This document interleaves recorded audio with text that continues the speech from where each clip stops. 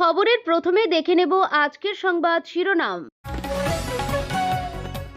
31শে ডিসেম্বরের মধ্যেই সপ্তম বেতন কমিশন ও বকেয়া ডিএ মেটাবে নবান্ন, বড় হুঁশিয়ারি সরকারি কর্মীদের। বিরাট স্বস্তি, কমিশন জানালো খসড়ায় নাম না থাকলেও এদের শুনানিতে না গেলেও চলবে। এবার শুভেন্দুর নন্দীগ্রামে সেবাশ্রয় সূচনা করবেন অভিষেকই। বছর শেষ মমতা সরকারের নয়া চমক, মাসে মিলবে 2500 করে ভাতা বৃদ্ধির ইঙ্গিত সরকারের পক্ষ থেকে। মন্দির মসজিদ বানাতে পারেন, তবে রাজনীতি ছেড়ে দিয়ে অভিষেকের নিশানায় হুমায়ুন, কি বললেন কবিরের দল নিয়ে। রবীন্দ্রনাথকে মানুষ বলে মনে করি না ও হিন্দু বেটা বাংলা ভাষার শত্রু, বিস্ফোরক মন্তব্যে তুল কালাম বিশ্ব। প্রোটিয়াদের কাছে হারের পরে গম্ভীর বিদায়ের প্রস্তুতি, ঠিক হয় উত্তরসূরি ও বিস্ফোরক বোর্ড কর্তা। আসছে বিস্তারিত খবরে। 31শে ডিসেম্বরের মধ্যেই সপ্তম বেতন কমিশন ও বকেয়া ডিএ মেটাবে নবান্ন, বড় হুঁশিয়ারি সরকারি কর্মীদের। বছর শেষের আগেই সরকারি কর্মীদের জন্য বড় খবর হতে পারে। ইতিমধ্যেই রাজ্য সরকারি কর্মীদের একাংশ দাবি জানিয়েছেন, দীর্ঘদিন ধরে আটকে রাখা সপ্তম বেতন কমিশন অবিলম্বে দাবি করতে হবে, যদিও এখনো পর্যন্ত রাজ্য সরকার এ বিষয়ে কিছু বলেনি। বছর শেষের আগেই সরকারি কর্মীদের জন্য বড় খবর হতে পারে। ইতিমধ্যে রাজ্য সরকারি কর্মীদের একাংশ দাবি জানিয়েছেন, দীর্ঘদিন ধরে আটকে রাখা সপ্তম বেতন কমিশন অবিলম্বে দাবি করতে হবে, যদিও এখনো পর্যন্ত রাজ্য সরকার এ বিষয়ে কোনো উচ্চবাচ্য করেনি। তাই রাজ্য সরকারি কর্মীদের মধ্যে ক্ষোভ বাড়ছে। সপ্তম পে কমিশন ও একই সঙ্গে বকেয়া বেতন মিটিয়ে দেওয়ার দাবিতে সরব হয়েছে রাজ্য সরকারি কর্মীরা। রাজ্যের প্রশাসনিক মহলেও ঘুরপাক খাচ্ছে সেই প্রশ্ন।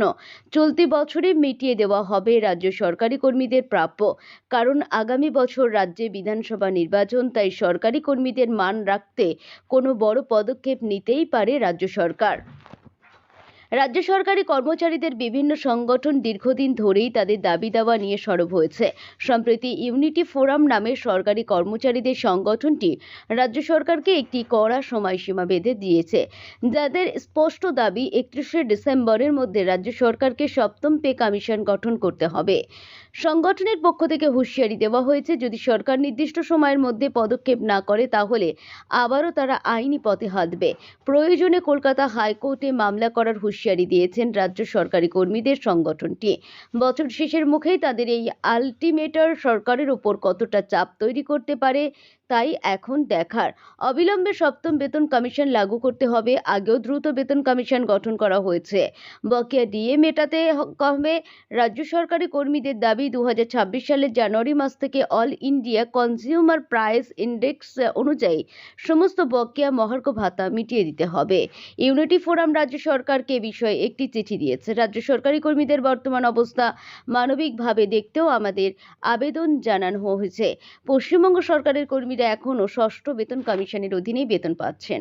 অন্যদিকে 2026 সালের কেন্দ্রীয় সরকারি কর্মীদের জন্য অষ্টম বেতন কমিশন লাগু হতে চলেছে। এই অবস্থায় তাদের সপ্তম বেতন কমিশনের দাবি যথেষ্ট বাস্তবপূর্ণ বলেও মনে করছেন সরকারি কর্মীরা।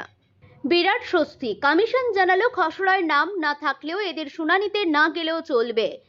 শুরু হয়েছে শুনানি। খসড়া তালিকায় যাদের নাম ওঠেনি ডেকে পাঠানো হয়েছে তাদের। তবে এই আফের মধ্যেই কিছু মানুষের জন্য বড়সড় স্বস্তির খবর দিল নির্বাচন কমিশন। 2002 তালিকায় থাকা ভোটারদের কিছুটা সুবিধা করে দেওয়া হলো কমিশনের পক্ষ থেকে। কি সুবিধা দেওয়া হয়েছে সেগুলি হলো, 2002 এর অসমাপ্ত রোলের কারণে অনেক ভোটারকে আনম্যাপড দেখানো হয়েছে। বহু ক্ষেত্রে ভোটারদের নিজেদের নাম আছে 2002 এর তালিকায়, তবে তাদের নাম অনলাইনে দেখা যাচ্ছে না। সেই সকল মানুষদের শুনানির জন্য ডাকা হবে না বলে জানিয়েছে কমিশন। এই সকল ভোটারদের শুনানির নোটিশও না দেওয়ার চেষ্টা করা হবে। কমিশন জানিয়েছে 2002 এর তালিকা ইয়ারও দেখে নেবেন। প্রয়োজনে ভোটারকে না ডেকে ফোনে নিষ্পত্তি করে দেবেন। যা তথ্য প্রয়োজন তা আপলোড করে দেবেন।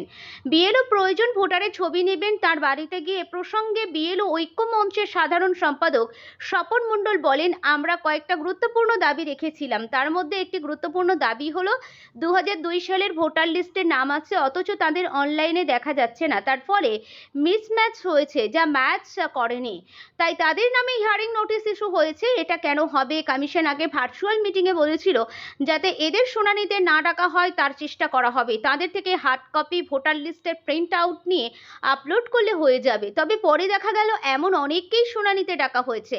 আজ কমিশন জানিয়েছে এদের ডাকা হবে না, আর কারো নামে যদি হিয়ারিং নোটিশ ইস্যু হয়ে যায় তাহলে তা স্থগিত করতে হবে। শুধু তাই নয়, আজ সিইও মনোজ কুমার আগরওয়াল জানিয়েছেন 85 বছরের ভোটারের বাড়িতে গিয়ে শুনানি হবে। এছাড়াও অসুস্থ বিশেষভাবে সক্ষমদের জন্যও বাড়িতে গিয়ে শুনানি হয়, সেই চেষ্টা করা হবে। এবার শুভেন্দুর নন্দীগ্রামের সেবাশ্রয় সূচনা করবেন অভিষেক। 21-এর নির্বাচনে রাজ্যের সবচেয়ে হাই ভোল্টেজ কেন্দ্র ছিল পূর্ব মেদিনীপুরের নন্দীগ্রাম। 26-এর বিধানসভা নির্বাচনের আগে সেই নন্দীগ্রাম নিয়েই আলোচনা বাড়ছে। তৃণমূল ও বিজেপি প্রার্থী কারা হবেন তা নিয়ে জল্পনা বাড়ছে। এই আবহে নন্দীগ্রাম নিয়ে বড় ঘোষণা করলেন তৃণমূলের সর্বভারতীয় সাধারণ সম্পাদক অভিষেক বন্দ্যোপাধ্যায়। তাঁর উদ্যোগে আয়োজিত সেবাশ্রয় স্বাস্থ্য শিবির এবার হবে বিধানসভার বিরোধী দলনেতা শুভেন্দু অধিকারীর বিধানসভা কেন্দ্রে। এমনকি আগামী 15ই জানুয়ারি ওই সেবাশ্রয় ক্যাম্পের সূচনায় নন্দীগ্রামে যাবেন অভিষেক। শনিবার তিনি নিজেই এই ঘোষণা করেন। 21-এর নির্বাচনে নন্দীগ্রামে প্রার্থী হয়েছিলেন তৃণমূল সুপ্রিমো মমতা বন্দ্যোপাধ্যায়। বিজেপির টিকিটে প্রতিদ্বন্দ্বিতা করেন শুভেন্দু। এই আসনে সিপিএম প্রার্থী ছিলেন মীনাক্ষী মুখোপাধ্যায়। হাই ভোল্টেজ এই আসনে মূলত লড়াই হয় মমতা ও শুভেন্দুর মধ্যে। শেষ পর্যন্ত 1956 ভোটে জয়ী হন শুভেন্দু। নন্দীগ্রামে মমতার পরাজয় নিয়ে শাসক দলের প্রায় খোঁচা দেন বিধানসভার বিরোধী দলনেতা। তবে ওই ফল নিয়ে আদালতে মামলা করেন মমতা। 26-এর নির্বাচনের আগে নন্দীগ্রাম নিয়ে রাজনৈতিক চর্চা বাড়ছে। কিছুদিন আগেই রাজ্য বিজেপির প্রাক্তন সভাপতি সুকান্ত মজুমদার দাবি করেছিলেন, আমার কাছে যা খবর নন্দীগ্রাম বিধানসভা কেন্দ্রে এবার তৃণমূলের হয়ে দাঁড়াবেন অভিষেক বন্দ্যোপাধ্যায়। যার জবাব দিয়েছিলেন অভিষেক। তিনি বলেন, ওটা সুকান্ত মজুমদারের মনের সুপ্ত বাসনা হতে পারে। তৃণমূলের অভ্যন্তরীণ বিষয়টা তৃণমূলের উপর ছেড়ে দিক। আমাকে দল যেভাবে কাজে লাগাবে সেভাবেই কাজ করব। আমাকে দল যদি বলে নন্দীগ্রামে দাঁড়াও, আমি দাঁড়াবো। আমাকে দল যদি বলে দার্জিলিংয়ে দাঁড়াও, আমি সেখানে দাঁড়াবো। যুযুধান দুই রাজনৈতিক দলের নন্দীগ্রামে প্রার্থী কারা হবেন তা এখনো ঠিক হয়নি। এরই মধ্যে নন্দীগ্রাম নিয়ে বড় পদক্ষেপ করলেন অভিষেক। 2025 সালে 2রা জানুয়ারি অভিষেক ডায়মন্ড হারবারের সেবাশ্রয় স্বাস্থ্য শিবিরের সূচনা করেছিলেন। সেই স্বাস্থ্য শিবির চলেছিল 75 দিন। তবে তা অভিষেকের সংসদ এলাকার মধ্যে সীমাবদ্ধ ছিল। আবার 1 ডিসেম্বর থেকে সেবাশ্রয় 2 স্বাস্থ্য শিবির শুরু হয়েছে, চলবে 30শে জানুয়ারি পর্যন্ত। প্রাথমিকভাবে ডায়মন্ড হারবার লোকসভা কেন্দ্রের অন্তর্গত বিধানসভাগুলিতে এই স্বাস্থ্য শিবির হওয়ার কথা জানা গিয়েছে। এবার নন্দীগ্রামের সেবাশ্রয় মডেল ক্যাম্প করার কথা ঘোষণা করলেন অভিষেক। 2টি ক্যাম্প হবে। 15ই জানুয়ারি সেই ক্যাম্পের উদ্বোধনে তিনি নিজে যাবেন বলে অভিষেক এদিন জানিয়েছেন। আর তাঁর এই ঘোষণার পরই নতুন করে জল্পনা বেড়েছে। 26এও কি হাই ভোল্টেজ লড়াই দেখা যাবে নন্দীগ্রামে? এই প্রশ্নই ঘুরপাক খেতে শুরু করেছে রাজনৈতিক মহলে। বছর শেষ মমতা সরকারের নয়া চমক, মাসে মিলবে 2500 করে ভাতা বৃদ্ধির ইঙ্গিত সরকারের পক্ষ থেকে। তৃণমূল নেত্রী সায়নী ঘোষ লক্ষ্মীর ভাণ্ডার ভাতা প্রায় 2.5 গুণ বৃদ্ধির ইঙ্গিত দিয়েছে, যা বেড়ে 2000 থেকে 2500 টাকা হতে পারে। বর্তমানে সাধারণ মহিলারা 1000 টাকা ও তফসিলি মহিলারা 1200 টাকা পান। তবে এখনো কোনো সরকারি ঘোষণা করা হয়নি। ইঙ্গিত মিলেছে, মমতা সরকার ক্ষমতায় আসার পর থেকে একের পর এক ভাতা ও প্রকল্প চালু করেছে বাংলায়, যার দ্বারা প্রতি মাসে মিলছে আর্থিক সাহায্য। তেমনি কখনো কখনো মেলে এককালীন টাকা। আজ রইল বিশেষ খবর। এবার বছর শেষে চমক দিল মমতা সরকার, ইঙ্গিত দিল ভাতা বৃদ্ধির। সদ্য তৃণমূল নেত্রী সায়নী ঘোষ বলেন, প্রায় 2.5 গুণ বেড়ে যাচ্ছে লক্ষ্মীর ভাণ্ডার ভাতা। তিনি জানিয়েছেন, শুরুতে এই প্রকল্পে 500 করে দেওয়া হলেও টাকার পরিমাণ বর্তমানে বেশ বাড়ানো হয়েছে। পরবর্তীকালে এই টাকা 2000 থেকে 2500 টাকা হবে বলে মনে করা হচ্ছে। এ রাজ্যে চালু থাকা বিভিন্ন ভাতা বা প্রকল্পের মধ্যে বেশি জনপ্রিয় লক্ষ্মীর ভাণ্ডার। এই রাজ্যে চালু থাকা বিভিন্ন ভাতার তালিকায় আছে লক্ষ্মীর ভাণ্ডার, বৃদ্ধ ভাতা, বিধবা ভাতা, লক্ষ্মীর ভাণ্ডার, যুবশ্রী, কন্যাশ্রী থেকে শুরু করে আছে বিভিন্ন মানবিক প্রকল্প। এই সকল প্রকল্প বা ভাতা দ্বারা মাসে মাসে মেলে 1000 থেকে 1500 টাকা, যা সরাসরি মেলে ব্যাংক অ্যাকাউন্টে। এই সকল ভাতার মধ্যে খ্যাত লক্ষ্মীর ভাণ্ডার। বর্তমানে লক্ষ্মীর ভাণ্ডার হিসাবে সাধারণ জাতির মহিলারা পান 1000 টাকা, তফসিলি জাতির মহিলারা পান 1200 টাকা। দীর্ঘদিন ধরে শোনা যাচ্ছিল এই ভাতা, শোনা যাচ্ছিল দ্বিগুণ হবে ভাতা। সাধারণ জাতির মহিলারা পাবেন 1500 টাকা, তফসিলি জাতির মহিলারা পাবেন 1800 টাকা। তবে এবার এলো নয়া খবর। সায়নী ঘোষ বলেন, প্রায় 2500 বাড়বে ভাতা। তবে আপাতত কোনো ঘোষণা হয়নি সরকারের পক্ষ থেকে। শোনা যাচ্ছে বাড়বে ভাতা, তবে আপাতত ঠিক কবে থেকে কত টাকা বাড়বে তা এখনো জানা যায়নি। কিন্তু ভাতা বৃদ্ধির ইঙ্গিত মিলেছে সদ্য। মন্দির মসজিদ বানাতে পারেন, তবে রাজনীতি ছেড়ে দিয়ে অভিষেকের নিশানায় হুমায়ুন। কি বললেন কবিরের দল নিয়ে?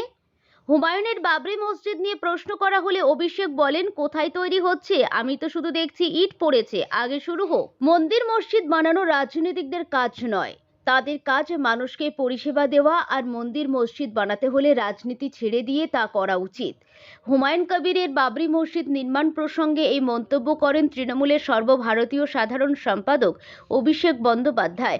তাঁর কথায়, আপনি মন্দির মসজিদ বানাতেই পারেন, কিন্তু রাজনীতি ছেড়ে দিয়ে বানান। 2021 সালে ভরতপুর বিধানসভা কেন্দ্র থেকে তৃণমূলের টিকিটে জিতে বিধায়ক হন হুমায়ুন। তবে বিধানসভা ভোটের বেশ কিছুদিন পর থেকেই তিনি এমন কিছু মন্তব্য করতে শুরু করেন, যা নিয়ে বিড়ম্বনায় পড়তে হয় তৃণমূলকে। দলের সর্বময় নেত্রী মমতা বন্দ্যোপাধ্যায়কেও হস্তক্ষেপ করতে হয়েছিল। শোকজও করা হয় হুমায়ুনকে, তবে হুমায়ুন বদলাননি। দিন কয়েক আগে তিনি নতুন দল গড়ার কথা এবং বেলডাঙায় বাবরি মসজিদ তৈরির ঘোষণা করেন। তারপরেই দল থেকে তাকে সাসপেন্ড করে তৃণমূল। এবার সেই হুমায়ুনের বাবরি মসজিদ নির্মাণ এবং দল গঠন নিয়ে মুখ খুললেন অভিষেক।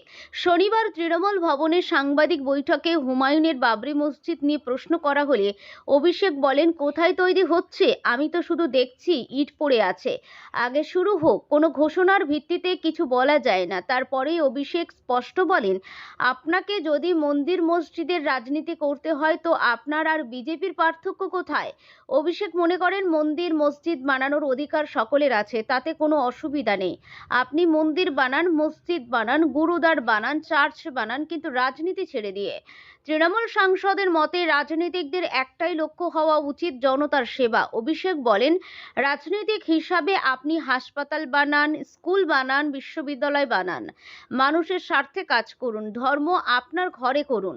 একজন রাজনৈতিক নেতার মন্দির মসজিদ বানানো এবং তা নিয়ে রাজনীতি করা শোভা দেয় না। বাবরি মসজিদ নিয়ে হুমায়ুনকে কটাক্ষ করতে গিয়ে অভিষেক টেনে এনেছেন 2019 সালের প্রসঙ্গ। তার কথায়, হুমায়ুন কবির 2019-এ বিজেপির প্রার্থী ছিলেন। বাবরি মসজিদের যে ঘটনা ঘটেছিল সেটা 1992 সালে। যে দল বাবরি মসজিদ ভেঙেছিল সেই দলের প্রার্থী হতে দিল্লি গিয়েছিলেন। তখন আপনার কিছু মনে হলো না? এখন বোধোদয় হলো? গত 22 ডিসেম্বর বড় সভা করে নিজের দলের নাম ঘোষণা করেছিলেন হুমায়ুন। দলের নাম জনতা উন্নয়ন পার্টি। শুধু তাই নয়, কিছু কেন্দ্রে প্রার্থীও ঘোষণা করেন হুমায়ুন। কংগ্রেস, সিপিএম, আইএসএফ এর সঙ্গে জোট বেঁধে পশ্চিমবঙ্গে তৃণমূল বিজেপিকে হারানোর হুঙ্কার দিয়েছেন তিনি। তবে সাসপেন্ডেড দলীয় নেতার নতুন দলকে বিশেষ পাত্তা দিতে রাজি নন অভিষেক। একবার হুমায়ুন বা তার দলের নাম না করে তিনি বলেন, দল গঠনের অধিকার সকলেরই রয়েছে। কেউ যদি দল শুরু করতে চায় তাতে অসুবিধা কোথায়? কেউ যদি নিজেকে নেতা মনে করেন, জনতার সমর্থন আপনাকে নিয়ে আসতে হবে। আসুন, তারপর দেখা যাবে।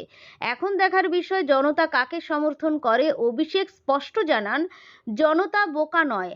আমাদের কিছু নেতা আছেন যারা মনে করেন জনতাকে বোকা বানানো যায়, কিন্তু ভুল। জনতা সবকিছু বোঝে। তার চ্যালেঞ্জ, কারো যদি মনে হয় তৃণমূলকে হারার, তবে দল তৈরি করুন, নির্বাচনে লড়ুন, হারান তৃণমূলকে, জিতে আসুন। রবীন্দ্রনাথকে মানুষ বলে মনে করি না, ও হিন্দু বেটা, বাংলা ভাষার শত্রু। বিস্ফোরক মন্তব্যে তুলকালাম বিশ্ব। রবীন্দ্রনাথকে মানুষ বলে মনে করি না। রবীন্দ্রনাথ বাংলাদেশের শত্রু, বাংলা ভাষার শত্রু। রবীন্দ্রনাথ ঢাকা বিশ্ববিদ্যালয়ের শত্রু। ঠাকুর মুসলমানের শত্রু। বাংলাদেশের এক সভায় জামায়াতি মৌলবীর হুঙ্কার, আর যা শুনে সারা বিশ্বে ছি ছি রব পড়েছে। বিশ্বকবি রবীন্দ্রনাথ ঠাকুর, যাঁর গান গেয়ে স্বাধীন বাংলাদেশের যাত্রা শুরু, দেশটার জাতীয় সঙ্গীত রবীন্দ্রনাথেরই, তাঁর মৃত্যুর এত বছর পরও তিনি একইভাবে প্রাসঙ্গিক। সারা বিশ্বের কাছে বিশ্বকবির মতো মুক্তমনা, উদার, সর্বধর্ম সমন্বয় ঘটানোর জন্যে রাখি বন্ধন উৎসবের আয়োজন করা, বিশ্বের দরবারে উদার মানসিকতার সর্বোৎকৃষ্ট মানসিকতা তুলে ধরা। রবীন্দ্রনাথকে নিকৃষ্ট ভাষায় আক্রমণ করেছে বাংলাদেশের তথাকথিত হুজুর এক মজলিসে, আর নিন্দার ঝড় ছড়িয়েছে সর্বত্রই। রবীন্দ্রনাথ ধর্মে হিন্দু ছিলেন না, তিনি ছিলেন ব্রাহ্ম। মূর্তি পূজার বিরোধী পুরো ঠাকুর পরিবার ব্রাহ্ম ধর্মের ভাবধারায় চলেছেন সারা জীবন, কিন্তু মূর্খ অশিক্ষিত ধর্মান্ধ মৌলবাদী বাংলাদেশের হুজুররা তা জানেন না। তারা অশিক্ষার চরম অন্ধকারে নিমজ্জিত। তাই ভরা মজলিসে রবীন্দ্রনাথকে এহেন অপমান তাদের পক্ষেই খুব অবাক করা ঘটনা নয়। বাংলাদেশ এমনই এখন অশান্ত। 17 বছর পর দেশে ফিরেছে খালেদা জিয়ার পুত্র বিএনপির চেয়ারপারসন তারেক রহমান জিয়া। তার আগে অগ্নিগর্ভ বাংলাদেশে বয়ে গিয়েছে রক্তের স্রোত। একের পর এক হত্যালীলা, ইনকিলাব মঞ্চের নেতা ওসমান হাদির মৃত্যুর আর তারপর হিন্দু যুবক দীপু দাসের মৃত্যু, এই দুই ঘটনার পরই বাংলাদেশের অশান্তি আন্তর্জাতিক খবরে জায়গা পেয়েছে। এক কথায় আগুন ছড়িয়ে পড়েছে বাংলাদেশে। ঘটনার সূত্রপাত গত 12ই ডিসেম্বর রাজধানীর পল্টনের বিজয়নগর এলাকায় ভর দুপুরে মোটরসাইকেলে আসা দুই যুবক শরীফ ওসমান হাদিকে লক্ষ্য করে মাথায় গুলি করে পালিয়ে যায়। মুমূর্ষ অবস্থায় তাকে প্রথমে ঢাকা মেডিকেল কলেজ ও হাসপাতালে এবং পরে এভার কেয়ার হাসপাতালে ভর্তি করা হয়। অবস্থার অবনতি হলে 15ই ডিসেম্বর তাকে উন্নত চিকিৎসার জন্য সিঙ্গাপুরে নেওয়া হয়। সেখানেই চিকিৎসাধীন অবস্থায় 18ই ডিসেম্বর তার মৃত্যু হয়। গত শনিবার জাতীয় সংসদ ভবনের দক্ষিণ প্লাজায় তার নামাজের জানাজা অনুষ্ঠিত হয় এবং পরে ঢাকা বিশ্ববিদ্যালয়ের কেন্দ্রীয় মসজিদ সংলগ্ন জাতীয় কবি কাজী নজরুল ইসলামের সমাধির পাশে তাকে সমাহিত করা হয়। এই হত্যাকাণ্ডকে কেন্দ্র করেই দেশ জুড়ে বিক্ষোভ উত্তেজনা সৃষ্টি হয়। গত বৃহস্পতিবার রাতে সিঙ্গাপুরের হাসপাতালে হিজবুত তাহরির জঙ্গি তথা ইনকিলাব দলের আহ্বায়ক শরীফ ওসমান হাদির মৃত্যুর খবর ছড়িয়ে পড়তেই দেশ জুড়ে বেনজির তাণ্ডব শুরু করে ইসলামী জঙ্গিরা। প্রোটিয়াদের কাছে হারের পরে গম্ভীর বিদায়ের প্রস্তুতি, ঠিক হয় উত্তরসূরিও বিস্ফোরক বোর্ড কর্তা। লাগাতার ব্যর্থতার জেরে দক্ষিণ আফ্রিকার বিরুদ্ধে সিরিজ হারের পরে গৌতম গম্ভীরকে কোচের পদ থেকে ছেঁটে ফেলতে চেয়েছিল বিসিসিআই। এমনকি তার উত্তরসূরির নামও নাকি ঠিক হয়ে গিয়েছিল, কিন্তু শেষ মুহূর্তে সেই পরিকল্পনা ভেস্তে যায়, এমনটাই দাবি করছে সংবাদ সংস্থা পিটিআই। সাদা বলের ক্রিকেট একটি আইসিসি ট্রফি, একটি এশিয়া কাপ ট্রফি জিতলেও টেস্ট ক্রিকেট কোচ হিসাবে চূড়ান্ত ব্যর্থ গৌতম গম্ভীর। তার আমলে পর্যন্ত 18টি টেস্ট খেলেছে টিম ইন্ডিয়া, এর মধ্যে 7টিতেই হারের মুখ দেখতে হয়েছে। ঘরের মাঠে 9টি টেস্ট খেলে 5টিতেই কুপোকাত হয়েছেন যশস্বী জয়সওয়ালরা। চলতি WTC সাইকেল এখন পর্যন্ত 9টি টেস্ট খেলছে টিম ইন্ডিয়া। এর মধ্যে 4 টেস্টে জয় পেলেও 4টিতে হেরে গিয়েছেন শুভমান গিলরা। একটি ম্যাচ ড্র করেছে ভারত। বিশ্ব টেস্ট চ্যাম্পিয়নশিপ ফাইনালে ওঠার দৌড়ে ভারতীয় ক্রিকেট প্রেমীদের ভাবাচ্ছে কোচ গৌতম গম্ভীরের লজ্জার রেকর্ড। সূত্রের খবর, সেসব ভেবেই দক্ষিণ আফ্রিকার বিরুদ্ধে টেস্ট সিরিজে হারের পর গম্ভীরের বদলে এনসিএ প্রধান ভিপিএস লক্ষণকে টেস্টের কোচ করার কথা ভেবেছিল বিসিসিআই। বোর্ডের অন্তরে বেসরকারিভাবে আলোচনা হয়েছিল গম্ভীরকে ছাঁটাই করার ব্যাপারে। পিটিআইকে এমনটাই জানিয়েছেন বোর্ডের এক শীর্ষ কর্তা। তবে সেই পরিকল্পনা কার্যকর হয়নি লক্ষণের অনিচ্ছায়। আসলে ভিভিএস এই মুহূর্তে ভারতীয় দলের গুরুদায়িত্ব নিতে নারাজ। তিনি জাতীয় ক্রিকেট একাডেমির প্রধান পদে সন্তুষ্ট। পিটিআই সূত্র বলছে, লক্ষণ রাজি না হওয়ায় এখনই গম্ভীরকে সরানো পরিকল্পনায় সাময়িকভাবে ইতি টানা হয়েছে। বোর্ডের প্রভাবশালী মহল এখনও তাকে কোচ রাখার পক্ষে। 2027 ওয়ানডে বিশ্বকাপ পর্যন্ত সাদা বলের ক্রিকেটে তার হটসিটে থাকা নিয়ে কোনো সংশয় নেই। তবে টেস্টে আগামী দিনে তিনি কোচ থাকবেনই, সেটা এখনও নিশ্চিত করে বলা যাচ্ছে না। টি-20 বিশ্বকাপে দল সফল না হলে ফের ছুটি কাছে দিয়ে কাটাছেঁড়ায় বসতে পারেন বোর্ড কর্তারা।